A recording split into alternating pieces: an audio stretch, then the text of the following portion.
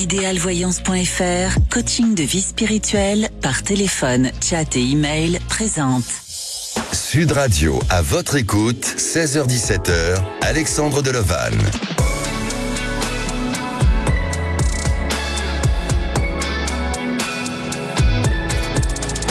Bonjour à tous, alors ravi de vous retrouver et de finir cette semaine avec vous. Nous allons passer une heure ensemble, une heure d'écoute, de conseils, de guidance et d'accompagnement avec vous, mes chers auditeurs. On dit que la musique adoucit les mœurs, mais la musicothérapie a-t-elle des bienfaits pour notre équilibre au quotidien? On en parle aujourd'hui. Vous souhaitez avoir des réponses à vos questions ou à vos interrogations? Eh bien, c'est le 0826 300 300. Vous pouvez nous suivre en direct live depuis notre site internet sudradio.fr et nous sommes aussi en direct sur YouTube. À la réalisation de l'émission, c'est Maxime et au standard, Aude et Zach. Sud Radio, à votre écoute, Alexandre Delevanne. Et même si la musique adoucit les mœurs, elle peut aussi apaiser la douleur. Depuis quelques années, la musique est devenue aussi un outil thérapeutique. Cette thérapie repose sur une technique réceptive basée sur l'écoute d'une mélodie et sur les mécanismes psychophysiologiques qui l'accompagnent. Alors chacune des séquences musicales est ainsi particulière puisqu'elle s'adapte à l'effet thérapeutique désiré. Et la musique active les molécules du bien-être. Il est reconnu que la réussite de la technique repose sur l'amélioration du sommeil, de l'anxiété, même sur des cas de personnes atteintes de la maladie d'Alzheimer, mais également sur notre mode affectif, puisque la musique procure des endorphines. Et les endorphines, on adore ça. Pour avoir un bon moral, c'est l'hormone du bonheur. Et d'ailleurs, on va parler avec notre auditrice, Victoire, que j'accueille tout de suite. Bonjour Victoire. Bonjour. Bienvenue sur Sud Radio. Merci. Alors Victoire, vous avez 54 ans, vous êtes infirmière et vous habitez Agen dans le Lot-et-Garonne. Tout à fait. Vous avez du beau temps? Ça va. Ça va. Bon. Ça va. Allez, espérons que ça s'améliore, que ça continue. On a un ciel bleu, donc... Parfait. Alors Victoire, vous, la musicothérapie, est-ce que ça vous parle?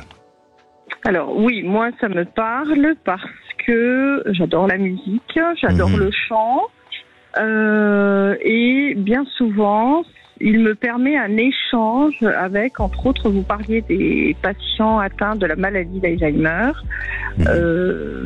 avec qui je commence à chantonner et elle participe ou il participe et les paroles reviennent. Des fois il y a des petits trous, mais on sent bien que leur regard, leur visage s'illumine. Voilà. Et c'est une façon d'échanger. C'est des gens qui souvent ne parlent pratiquement pas.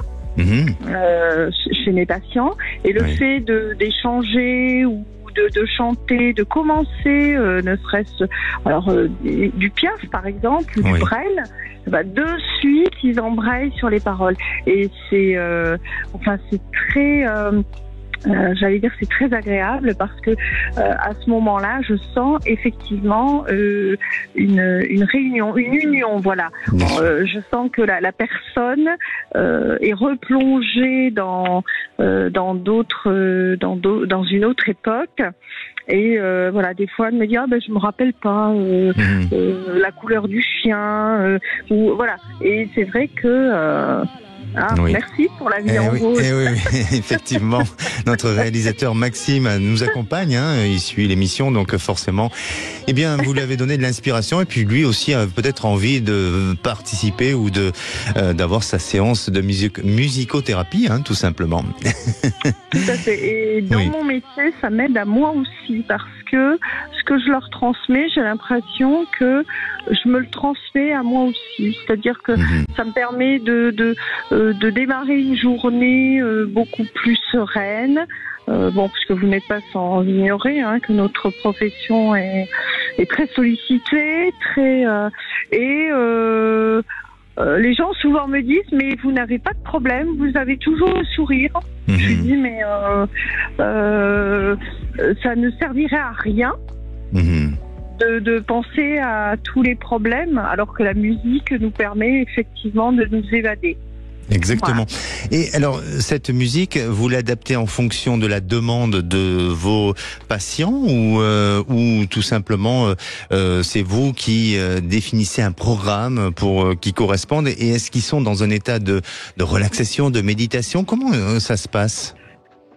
Ils sont... Alors, je l'adapte, oui. J'ai le cas d'une patiente qui est d'origine étrangère et il se trouve que je parle plusieurs langues et donc je chante certaines chansons dans sa langue à elle et des fois je vais avec les smartphones, c'est fantastique, hein. On peut trouver la musique, la mélodie que l'on veut et souvent pendant le soin, je mets la musique ou je mets la chanson. Voilà.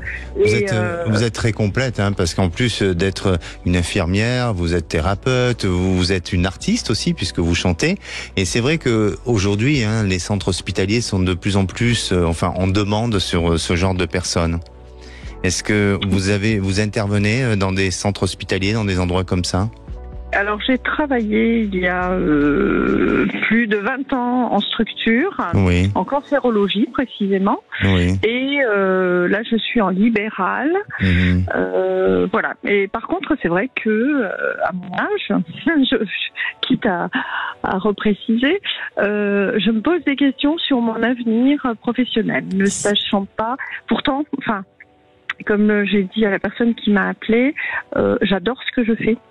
J'adore les gens, j'adore mon métier, je ne me vois pas faire autre chose, mais des fois c'est un peu pesant. Voilà. Et qu'est-ce qui vous préoccupe? Alors ma santé aussi. On sait que du jour au lendemain tout peut basculer, l'avancée en âge, la charge de travail qui est très importante. Après, je m'implique énormément dans des associations, je participe à des tas de réunions sur l'isolement, sur la désertification, vous voyez, mais j'ai besoin de ça aussi pour que mon métier reste au centre de ma vie. D'accord, vous êtes très active et aujourd'hui votre questionnement c'est de savoir si vous allez pouvoir perdurer comme ça et avoir ce rythme-là et pouvoir aussi pérenniser dans le temps sur le plan professionnel. Alors pour moi, oui, Victoire, il faut juste vous économiser. C'est-à-dire que comme vous êtes vous êtes une femme qui a besoin d'apporter et je pense que vous êtes dans une grande générosité envers l'individu et à vous de trouver ces moments pour que vous ayez ces moments de souffle, ces moments de repos suffisants pour réapprécier et vous épanouir encore plus dans votre travail. Mais je vous sens vraiment aller dans cette technique ou en tous les cas dans cette démarche de praticienne, vous voyez, de thérapeute. Il y a vraiment ça qui semble vous appeler et ça va de plus en plus s'activer, se mettre en place pour vous et le côté purement médical s'éloigne un petit peu, même si vous êtes dedans et vous ne lâcherez pas votre métier. Mais vraiment, il faut que vous arrivez peut-être à gérer votre temps et peut-être aussi, même si vous êtes épanoui dans ce que vous faites et que vous aimez votre métier, mais il faut vraiment donner du sens à tel point que ce sens-là va pouvoir vous permettre, vous, à y trouver un bon équilibre et pas le sentiment d'un épuisement à tout niveau. Et ça, je vous sens continuer. Donc, est-ce que la question pourrait se poser à un moment donné de se dire est-ce que je vais changer de métier ou pas? Pour moi, non. Vraiment, Victoire, vous êtes dans votre univers, dans votre mission aussi, et dans votre élément. Donc, eh bien, il y a une expression des fois qui dit lève-toi et le ciel t'aidera. Hein. C'est un peu ça. Donc, c'est un peu votre boss. Hein. C'est un peu votre mission de vie et il faut l'accepter et il faut essayer justement de prendre des moments à vous pour revenir moins stressé ou moins angoissé ou avoir moins de crainte et pour pouvoir durer dans le temps. Mais je vous sens pas lâché du tout. Moi, ma phrase, c'est il suffit de vouloir pour pouvoir. Voyez. Oui. Oui. Je vous rejoins un peu. Oui, mais faut-il encore qu'on puisse nous donner cette possibilité? Mais en ce qui vous concerne, oui, on vous donne cette possibilité. Donc, n'ayez aucune crainte. Pour moi, ça continue. Attention après de limiter tout ça pour éviter de faire un burn-out ou de vous retrouver dans une fragilité, une difficulté. C'est juste ça où il faut contrôler. Mais sinon, ne changez rien. Merci, c'est gentil. Et merci à toutes les personnes à qui vous faites du bien. Bonne continuation. Merci. Merci beaucoup. À bientôt. Au revoir. Merci. Allez, nous on se retrouve dans quelques minutes avec Marie. Alors Marie a vécu une histoire avec un homme qui l'a mis sur un piédestal et l'a considérée comme une princesse. Mais tout a changé depuis. On en parle juste après le temps d'une pause. Ne bougez pas. Sud Radio, votre attention est notre plus belle récompense. Sud Radio, à votre écoute, 16h-17h, Alexandre Delevanne. Et de retour sur Sud Radio, merci d'être à l'écoute de cette émission au programme Les bienfaits de la musicothérapie. Alors venez en parler ou posez tout simplement des questions concernant votre devenir. Je suis à votre écoute au 0826 300 300. Vous pouvez aussi réagir sur le groupe à votre écoute sur Facebook. Allez, le saviez-vous? Le saviez-vous, la musicothérapie est un art privilégié pour prendre soin des seniors atteints de troubles cognitifs. La méthode consiste à écouter de la musique et à en jouer ou en discuter, et ça améliore significativement l'humeur, la communication et l'autonomie de certains sujets. Un outil de médiation et de stimulation cognitive pour l'anxiété à ne pas négliger. Et à présent, on va accueillir Marie. Bonjour Marie. Bonjour. Bienvenue sur Sud Radio. Merci. Marie, vous avez 65 ans, vous êtes retraitée. Alors moi j'ai une petite notation comme quoi vous êtes très active. Donc peut-être que voilà, vous êtes une retraitée qui a plein d'activités autour de tout, enfin durant vos journées, tout au moins. Oui, c'est vrai, je bouge beaucoup. Bon, très bien. Vous habitez Bayonne. Voilà. Alors, Marie, vous avez fait la rencontre d'un homme où là, vous êtes sentie, je ne sais pas pendant combien de temps, mais princesse durant cette période. Racontez-nous un petit peu et quel est le sentiment quand on se sent princesse ou prince? Comment ça se passe et comment on le vit à l'intérieur de nous? Princesse ou prince, quand on est manipulé, on le sent pas bien du tout. Ah, mais d'accord. Bon, là c'est un autre sujet. Mais on s'en aperçoit au bout de combien de temps de cette manipulation? Parce que au début, oui, on s'en aperçoit au tout début quand on est conscient, quand on a un caractère assez bien trempé. Et puis on se remet en cause, on se dit voilà, peut-être que c'est pas moi, c'est peut-être de l'autre côté ou c'est moi. Et puis ces gens-là n'arrivent très vite à venir vous rattraper en fin de compte, à vous faire voir que c'est vous qui êtes en cause et que c'est pas l'autre, quoi. D'accord. Alors vous parlez de manipulation. Quel genre de manipulation il a eu envers vous? J'étais un jour princesse et dans la seconde qui suivait, j'étais plus rien, c'était de ma faute, c'était des choses comme ça. Je comprenais plus rien. D'accord. Alors que je suis quelqu'un de très costaud, de très voilà. D'accord. Et devant l'entourage, comment il se comportait? Ah non, c'était voilà, tout allait bien, tout était nickel, tout était. C'est un peu pervers sa manière de fonctionner. Voilà, c'est exactement ça, le bon pervers narcissique. Et combien de temps ça a duré cette histoire? 9 mois. Voilà. Le temps d'un accouchement. Voilà, exactement, d'une naissance. D'une naissance, voilà, d'une grossesse. Exactement. Et donc. C'est coupé, mais on l'a eu. D'accord. Marie, vous en êtes sortie de cette histoire depuis combien de temps maintenant? C'était vers cet été, fin d'été. Mais c'est un peu douloureux parce qu'on vient me reprendre, enfin on vient m'écrire, on vient me mettre des mots alors que j'ai tout coupé. J'étais en train de me poser la question à savoir si j'avais besoin de ma drogue, ma dose. Enfin, je le voyais comme ça. Oui. C'est bien analysé, je crois. J'ai super bien analysé. Et j'ai toujours cette peur de retomber là-dedans. Alors que, il faut pas. Voilà, il faut se reconstruire. D'accord. Mais aujourd'hui, je vous sens, enfin en tous les cas de ce que vous exprimez à l'antenne, je vous sens avoir une bonne interprétation des choses, une lucidité sur la situation et une force et une volonté pour justement sortir de cette problématique et de cette relation qui vous a, je dirais, qui a été toxique et qui vous a entraîné un petit peu vers quelque chose vers le bas, exactement. Alors, on parle aussi aujourd'hui sur notre sujet du jour de la musicothérapie. Est-ce que ça vous parle, la musicothérapie?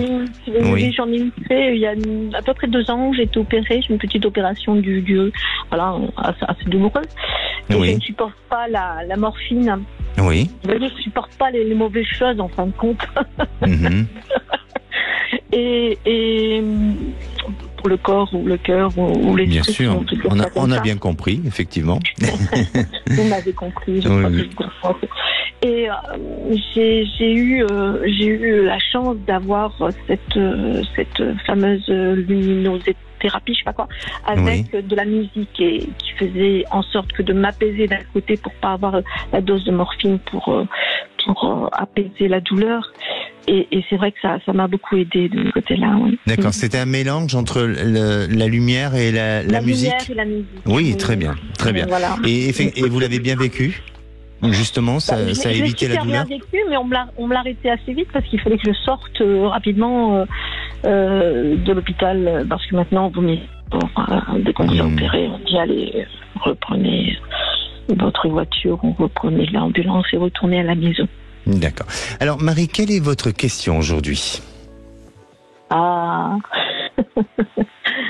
Je sais pas si vous en doutez, mais savoir si cette personne va revenir vers moi, si je vais le reprendre ou si je vais me mettre à être sur une autre dynamique, aller voir que je me laisse approcher par d'autres personnes parce que c'est un peu compliqué. Bien sûr. Alors attention, est-ce que quand vous posez cette question de savoir si vous allez revenir vers cet homme, c'est un peu votre voix de faiblesse qui parle un peu, cette petite voix. Oui, mais je le sens. Et oui, donc attention. Attention, parce que effectivement, cette relation vous a causé quelques fragilités psychologiques. Même si aujourd'hui je vous sens pouvoir sortir de tout ça et être guéri de tout ça, mais soyez prudente et soyez vigilante et souvenez-vous surtout. Il faut se souvenir de ce qui s'est passé, de la personne qu'il est et notamment de ce qu'il est capable de faire. Pour moi, je sens pas qu'il y ait une possibilité de réalisation. C'est-à-dire que oui, il peut revenir, oui, vous pouvez avoir des contacts, mais il y a une petite voix intérieure qui à chaque fois vous dira non, voilà, sauve-toi et ne te lance pas dans cette histoire. Et je vous sens avoir une capacité d'une nouvelle rencontre. Alors cette rencontre, elle se fera peut-être par le biais d'un entourage, mais c'est pas très loin de chez vous, ça peut être lié à un entourage amical où là il y a du monde autour de vous et à travers cet événement ou cette manifestation qui pourrait très bien se réaliser près de chez vous, eh bien vous êtes amené à rencontrer une personne. C'est une personne qui me semble être peut-être un artisan ou qui a tendance à vouloir ou peut-être à travailler de manière très indépendante, seul et un côté très créatif. Et à la fois, c'est un homme qui a une grande bonté, une grande générosité et qui a envie de vivre des choses simples comme vous avez aussi envie de les vivre simplement parce que c'est ça aussi l'amour. Et vous verrez que vous serez amené à rencontrer cette personne, à vivre une belle histoire et à ce que ça puisse durer dans le temps. C'est pas encore tout de suite, il va falloir patienter, mais je pense que ça peut arriver d'ici la fin de l'année. Un an comme ça, à voir que l'autre personne peut venir me mettre des petits mots dans la boîte aux lettres ou essayer de venir par tous les moyens possibles, même si on les a bloqués. C'est ça qui est un peu plus compliqué pour moi. Je comprends, mais c'est pour ça. Souvenez-vous de ce que vous avez vécu et de cette personne. D'accord, Marie. Faut fuir avec elle, faut fuir. Exactement. N'hésitez pas à nous tenir au courant, Marie. Merci. Je vous remercie beaucoup. Prenez soin de vous. Merci, vous aussi. Merci. Et à présent, c'est à vous pour poser toutes vos questions, qu'elles soient sentimentales, professionnelles ou bien sûr d'autres sujets. Eh bien, un seul numéro, 0826 300 300. On se retrouve avec Élise.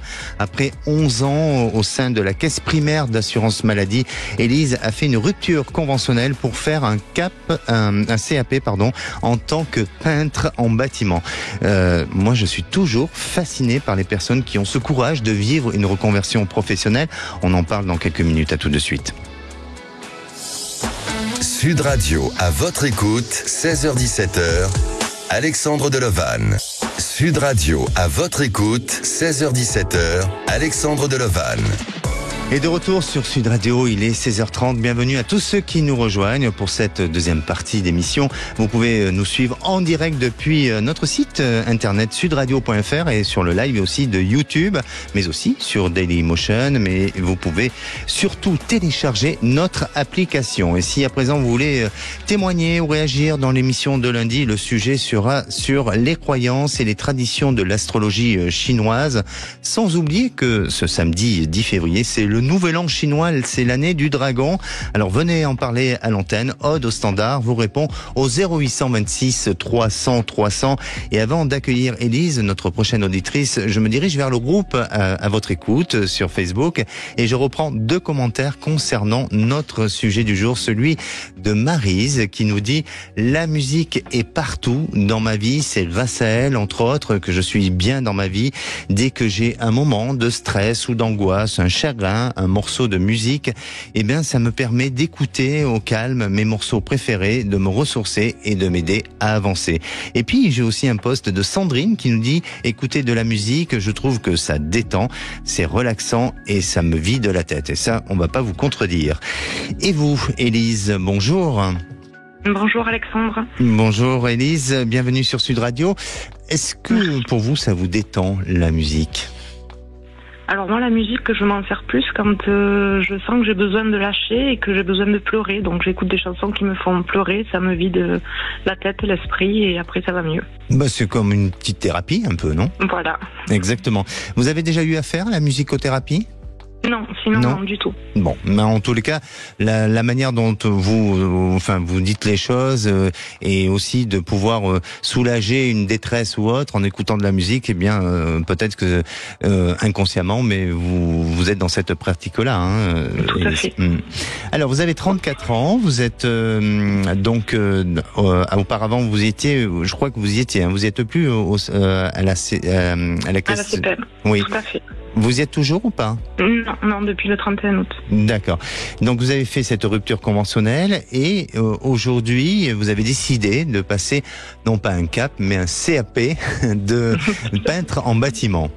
Tout à fait, oui. J'ai commencé en septembre du coup. Bon, très bien. Comment ça se passe ? Ben ça va, mais je doute.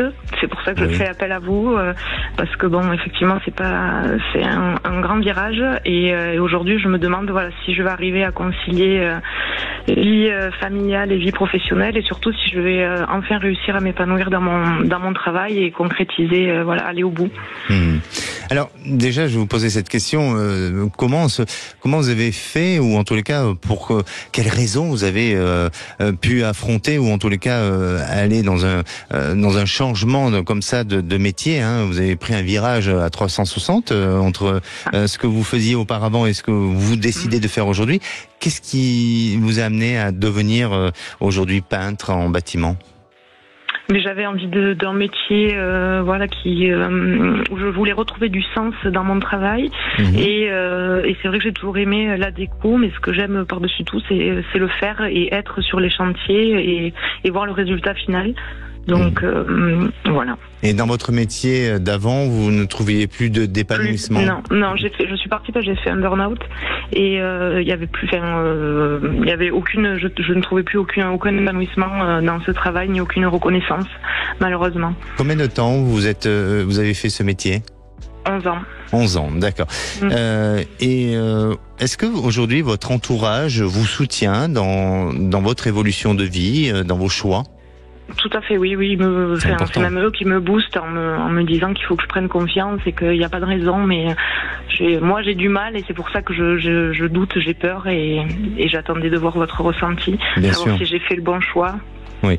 Est-ce que vous n'avez pas un petit souci de confiance en vous aujourd'hui ? Si, c'est un gros souci, oui, si.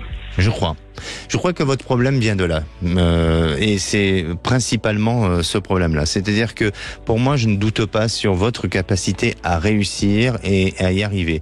Par contre, peut-être que vous avez précipité certaines choses. Alors, bien sûr qu'il était temps de changer. Et il était temps aussi de passer le cap et de s'affirmer et aussi de se réaliser, hein, comme vous avez voulu le faire.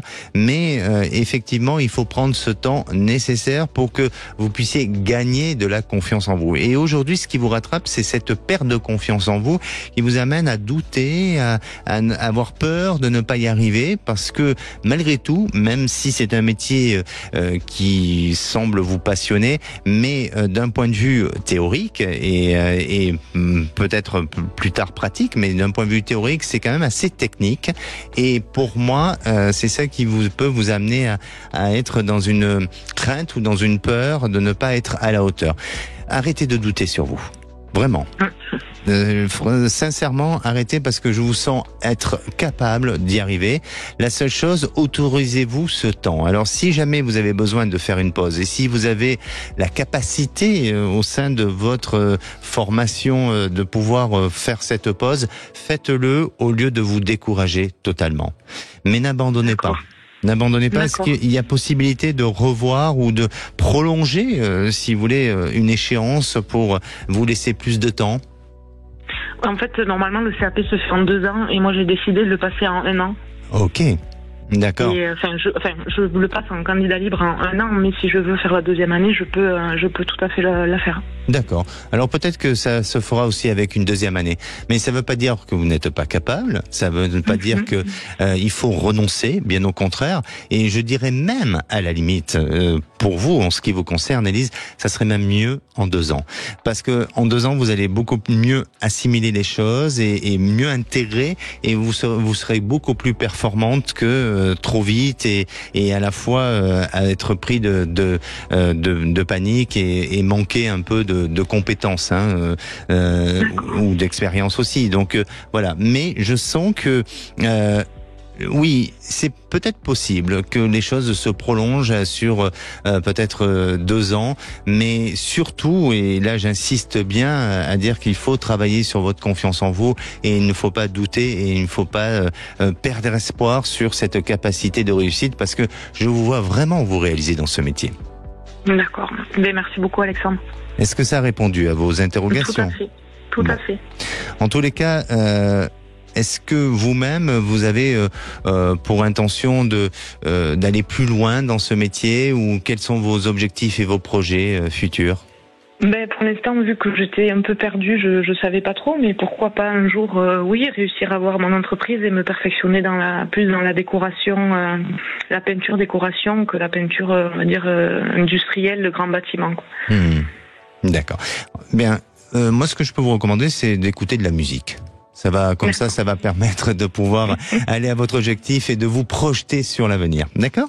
Très bien, merci beaucoup, Alexandre. Prenez soin de vous, Élise.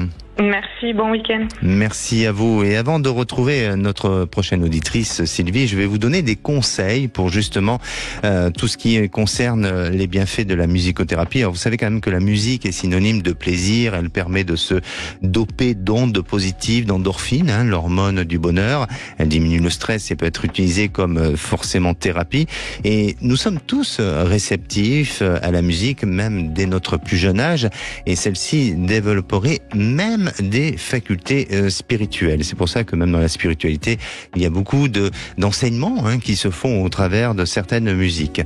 Et alors, la musicothérapie améliore donc les fonctions cognitives, soit pour le trouble de l'attention, de la mémoire. Elle agit sur les facultés en psychomotricité, soit par rapport à l'agilité, la mobilité et la coordination. Elle améliore aussi l'humeur. La musicothérapie lutte contre l'anxiété l'anxiété et la dépression, et notamment, comme je vous ai dit tout à l'heure, le sommeil et l'insomnie. Elle régule les troubles comportementaux, libère les tensions, relaxe, détend le corps.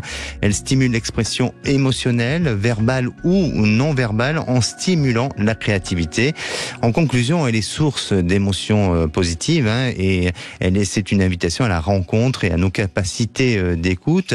C'est une thérapie sans contre-indication qui a été aussi reconnue par l'OMS, et elle est juste peut-être, on va dire qu'il faut faire attention pour les personnes qui ont des fragilités d'acouphènes, où là il faut peut-être plus adapter un programme différent.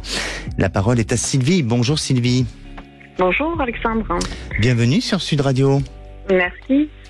Alors Sylvie, vous avez 42 ans, vous êtes dans le Gers. Oui. Et vous avez plusieurs casquettes dans vos métiers professionnels, oui, puisque vous avez, je crois, 3 métiers, c'est ça? Oui. Alors, est-ce que pour vous, la musicothérapie est une discipline que vous connaissez bien? Alors que je connais bien, pas vraiment, mais c'est vrai que dans les séances de kinésiologie, la musique peut apparaître, ouais. D'accord, parce que... Après, je suis pas musicothérapeute et c'est vraiment ponctuel, quoi. D'accord. Je rappelle que dans vos métiers, vous êtes secrétaire dans un institut lié à l'handicap, oui, kinésiologue pour les animaux et pour les humains. C'est ça? Oui, en formation pour les humains, oui. D'accord. Et est-ce qu'il y a un autre métier? Parce qu'on peut en rajouter un si vous voulez.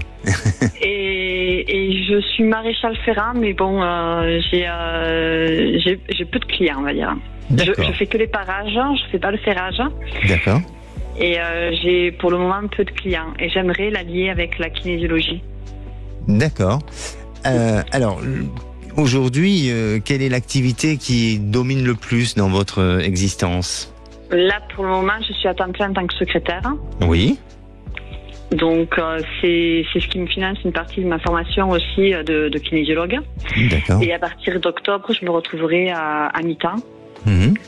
Donc, c'est les activités annexes qui sont des passions aussi, qui combleront en fait le mi-temps. D'accord. Alors, et je voulais savoir en fait si le projet allait bien fonctionner, si la maréchalerie allait toujours rester dans ma vie, si j'allais réussir à l'allier avec la kinésiologie, si la kinésiologie allait prendre, voir comment tout cela allait se goupiller. Parce que j'ai plein d'idées, mais bon, tant qu'il n'y a pas le concret qui se met en place, c'est... Aujourd'hui, vous considérez ou vous sentez plus dans quel métier, vous?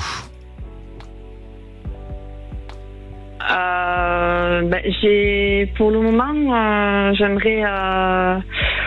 je me sens bien quand je suis avec les chevaux, quand je fais un parage, je me sens très bien. Quand je fais une séance de kinésiologie avec les animaux, je me sens très bien aussi. Et j'aimerais que ce soit plus fluide avec les humains aussi. Mais j'aime beaucoup la kinésiologie, mais j'ai l'impression que c'est une montagne quoi que je dois franchir. Il y a beaucoup de choses quoi. Effectivement. Alors bon, bien sûr, vous avez plusieurs compétences, plusieurs possibilités. Il faut faire attention à ne pas trop se disperser, c'est important.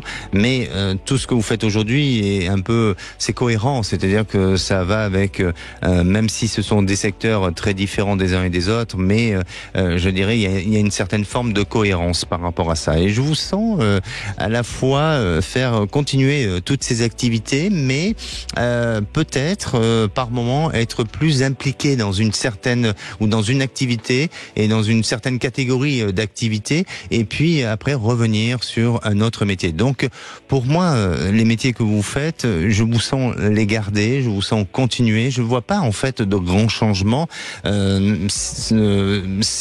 le changement que je vois, c'est dans le fait que ça prend plus forme, que les choses vont plus s'affirmer pour vous, parce que vous allez travailler vos réseaux, vous allez développer des possibilités et donner plus de potentiel, mais vous êtes dans votre voie, vous êtes dans celle qui a un besoin d'aller jusqu'au bout de vos objectifs, et ça, vous allez le faire. Donc, pour moi, il n'y en a pas un à éliminer pour autant, mais c'est par période. Il faut arriver à gérer. C'est comme si il y avait une gestion du temps qui permettait d'aller plus sur l'un à des moments, et puis peut-être qu'il y a d'autres moments où vous aurez besoin de retrouver de la ressource et donc besoin d'aller sur un autre secteur d'activité. Et voilà, donc vraiment continuez comme ça, restez dans cet alignement-là, et puis travaillez votre réseau, parce que je pense que c'est ce qui aussi donnera le résultat de vos expériences professionnelles, et vous verrez qu'à partir de là, les choses seront assez positives et vous serez très satisfaite des résultats. D'accord. D'accord, Sylvie, n'hésitez pas à nous tenir au courant. D'accord, très bien. Merci. Merci à vous. Prenez soin de vous. Merci, bon week-end. Merci. Bon. Et maintenant, c'est à vous. Vous avez besoin de mon ressenti, d'être accompagné dans votre évolution de vie. Je suis à votre écoute, mais aussi pour participer à notre sujet de lundi, n'hésitez pas à le faire. Le sujet sera sur les traditions et les croyances de l'astrologie chinoise. Et tout simplement, il faut appeler le 0826 300 300.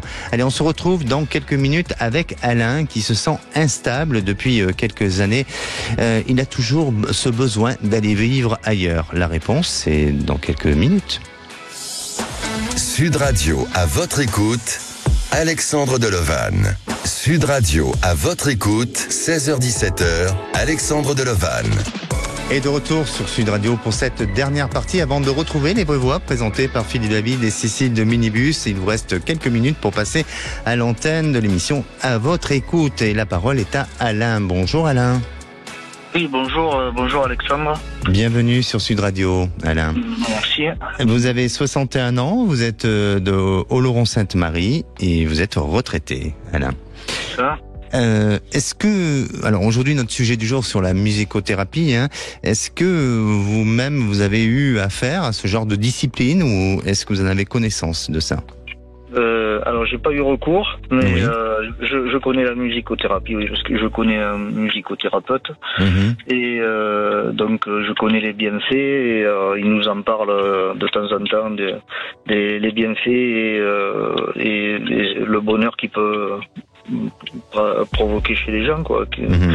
Cette production d'endorphines, l'esprit qui s'évade, et le bien-être, le bien-être et le bonheur que ça peut provoquer. Et les gens, je pense, croient de plus en plus quand même aux médecines parallèles maintenant, les utilisent de plus en plus. Bon, c'est une bonne pratique à mon avis. Oui. Bien sûr. Oui. Après, moi, j'ai toujours de la musique. De toute façon, ça vous accompagne tout le temps. Oui. Tout le temps. Alors, Alain, vous nous avez laissé comme témoignage comme quoi vous avez toujours envie de bouger, de changer de vie, et vous avez du mal à trouver votre place. Expliquez-nous un petit peu, s'il vous plaît. Ben oui, j'ai du mal à trouver ma place dans le sens où je cherche depuis plusieurs années mon lieu de vie, le lieu où je pourrais me sentir bien, et voilà, et me sentir à ma place. Alors j'ai changé trois fois de maison en 10 ans. Et là, je suis parti dans les Pyrénées. J'ai quitté la région bordelaise. Là, j'ai fait un grand pas, et me rapprocher des montagnes, tout ça, j'avais envie de tout ça. Et donc les premières années, ça s'est bien passé. Et puis là, de nouveau, j'ai pas l'impression d'être à ma place. J'ai pas l'impression d'avoir trouvé le lieu. Alors je me pose la question, à quoi c'est lié? Est-ce que c'est lié au mauvais choix de l'endroit, ou peut-être la solitude aussi, pas de stabilité non plus. Oui, voilà. Vous êtes seul aujourd'hui ? Oui, très seul. Alors, moi, de ce que je ressens, il y a plusieurs facteurs. En ce qui vous concerne, il y a l'ennui. Très vite, vous pouvez vous ennuyer.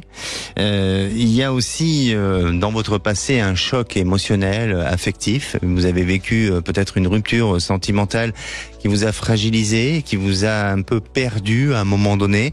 Et même si vous avez essayé de vous reconstruire, et même si vous avez essayé de changer les choses, eh bien, ça a été un peu compliqué. Donc, sur le moment vécu, vous l'avez fait et vous avez réussi à vous échapper de toute souffrance ou de toute douleur émotionnelle, mais ça vous rattrape au quotidien. Et puis il y a ce manque aussi affectif qui est là. Donc, parce que pour moi, je vous sens pas être complètement isolé. C'est-à-dire que je vous sens être un homme assez sociable, avoir des possibilités de trouver, ou en tous les cas de se dynamiser pour avoir des activités. Donc, je ne vous sens pas même isolé totalement. Même si vous recherchez des univers ou des endroits avec des paysages, avec des lieux énergétiques, enfin sur un plan énergétique qui vous apporte de la ressource, mais on dirait que c'est plus lié à quelque chose d'affectif du passé. Et votre bonheur aujourd'hui, il se trouve pas par rapport à un lieu précis. Votre bonheur, il est peut-être tout simplement là où vous êtes aujourd'hui, parce que je vous sens pas pour l'instant bouger. Je vous sens être relativement bien, même si vous aujourd'hui vous pouvez décider de partir. Mais c'est plus de trouver votre équilibre et surtout peut-être de trouver une rencontre sentimentale qui vous permettra de combler ce manque affectif et lâcher avec ce qui vous semble être ce manque de bonheur actuel par rapport à l'endroit et au lieu où vous êtes. Est-ce que ça vous parle, Alain ? Oui, c'est peut-être ça aussi. Je me suis posé la question parce que c'est ce que je vous disais. C'est peut-être pas le lieu, c'est peut-être ce manque affectif aussi qui peut-être que oui, une relation me permettrait de me sentir un peu plus ancré. Oui. Vous avez des activités ? Oui, des activités, oui, j'en ai, oui, c'est ça. C'est ça, c'est-à-dire que je vous sens pas vraiment isolé, hein. Je touche un peu à tout, j'aime bien, oui. Bien sûr. Et pour moi, vous allez faire une rencontre. Et vous verrez que cette rencontre, eh bien, ça va changer beaucoup de choses et ça vous permettra de vous échapper et de ne plus focaliser sur cette idée de changer, de partir et d'aller vers autre chose. D'accord ? Oui. Cette rencontre, vous la sentez dans l'année ou... Une petite année, oui. Une petite année. Oui. N'hésitez pas à nous tenir au courant. D'accord, je ne manquerai pas. Je vous remercie, Alexandre. Merci beaucoup. Merci, Alain. Prenez soin de vous. Allez, vous savez que selon les études, une des musiques qui provoque le plus de bien-être en musicothérapie, eh bien, c'est une musique du groupe Queen, Don't Stop Me Now. Eh oui, c'est une des musiques qui provoque du bien-être. Et pour conclure, je dirais, la musique est le langage universel, elle connecte les âmes. Nous, on va se donner rendez-vous lundi. Le sujet de lundi sera sur les croyances et sur les traditions de l'astrologie chinoise. Et d'ailleurs, je profite de souhaiter à tous un bon nouvel an chinois, car cette année, c'est l'année du dragon et c'est demain. Bonne fin de journée, à lundi, et la parole est au vrai voix. Bonsoir Philippe David. Bonsoir Alexandre Delovan. Queen, ça vous parle ? Ah oui. Ah bah oui. Non, c'est sûr que ça, c'est mythique. Hein. Ah oui, exactement. Concert à Wembley, etc. C'est sûr que c'est du très lourd. Et là, vous avez un autre programme, vous. Ah oui. We are the champions. Non, je plaisante. Allez, à 17h30, le gouvernement Attal est désormais au complet. Une vingtaine de ministres délégués et de secrétaires d'État ont rejoint hier les 14 ministres déjà en poste. Et on vous pose cette question. #remaniement, est-ce un gouvernement en marche arrière ? Parce que beaucoup de gens trouvent à redire, c'est un peu un gouvernement Borne 3, puisqu'il n'y a pratiquement pas de changement, au moins pour le régalien. Vous pensez que c'est un gouvernement en marche arrière, ou vous pensez au contraire que c'est un gouvernement de combat, comme on a l'habitude de le dire? Appelez-nous au 0826 300 300. À 18h35, le coup de projecteur. Robert Badinter, figure emblématique du combat pour l'abolition de la peine de mort, s'est éteint la nuit dernière à l'âge de 95 ans. Et on vous pose cette question. Père de l'abolition de la peine de mort, Robert Badinter doit-il entrer au Panthéon? Vous pensez qu'il doit rentrer au Panthéon? Vous ne le pensez pas? Appelez-nous également au 0826 300 300. Nos deux experts seront pour le premier débat, Nicolas Corato, président fondateur du think tank Place de la République, et pour le second débat, René Girma, journaliste ancien de Sud Radio, qui avait couvert le dernier procès dans lequel Robert Badinter a sauvé de la peine de mort un condamné en 1980. C'était à Toulouse.